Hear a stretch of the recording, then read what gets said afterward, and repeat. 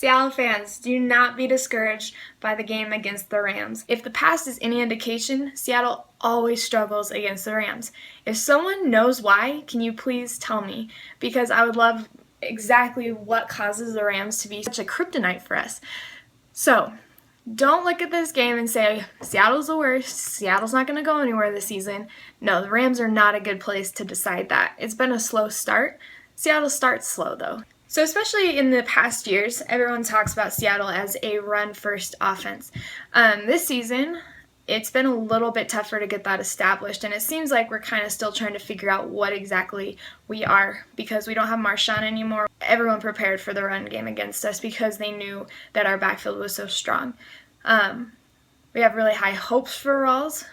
Coming back from a pretty serious injury, though, it seems like we're still trying to establish that run game. Yesterday against the Rams, there was really no run game at all, and it's hard to get a good offense going when you haven't established a run or a pass game, really. We were able to go deep some, but when you don't really have to worry about that run game, it frees up your defense. The lack of run game so far is really starting to show. To me, the biggest factor in this game was field position. Seattle generated more production on offense, yet had six fewer points. If we had had better starting field position, if we'd been able to flip that, where we're starting on the 30-40, they're starting on the 10-20, I think that we have a very different ball game. And when a game comes down to 6 points, things like field position matter. And against Miami and against the Rams, Seattle has had bad starting field position. Seattle needs to work on flipping that field because we're consistently starting so far back. I also thought that the offensive line actually did a pretty good job. I know a lot of people are complaining about that position. I think that Justin Britt, and I'll say it every week probably, I hope, I really like what he's doing at the center. He's blocking the first line, and then he's getting into the secondary and blocking there as well on run plays. I really like what I'm seeing from him. Left tackle and left guard are a little disappointing to me. I think that Sowell was off sides at least 8 times yesterday, and they didn't call it. I think that that's kind of where we're getting beat. Was it just me, or against the Rams, whenever they put 8 men in the box, it seemed like that was when our offense thought, this is when we should run. And maybe it was the Rams just knowing what we were going to do. If you noticed, whenever they did man-on-man with what looked like no safety over top, we always went deep.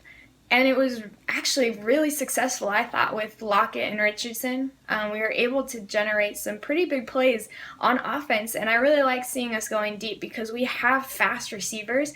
So my one thing about the offense yesterday, we do not utilize the tight end position at all. It seems like we're kind of adding an extra lineman on by having the tight ends in the game because all they do is block. We went to Jimmy Graham, and he had 3 catches, and they were all beautiful. And then Luke Wilson had 1 catch for 6 yards. But when you're 4 for 4 going to your tight end, why don't we use that more? When Jimmy's plucking balls that are too high and he's getting, 10 yards, why aren't we going to the tight end position consistently? So the defensive line, in the 4th quarter especially, they were all over it. Frank Clark and Bennett were just on fire. Deshaun Shedd was targeted during that game a lot. They barely went to Sherman, and it makes sense why. For being put on the spot so many times, I thought Shedd played fairly well. He was behind on some of those passes. I thought that the defense obviously played a pretty good game to keep them out of the end zone all day. So our standings currently, the NFC West is just all tied up at 1-1. Thank you for watching Seahawks and Coffee. Let's talk football.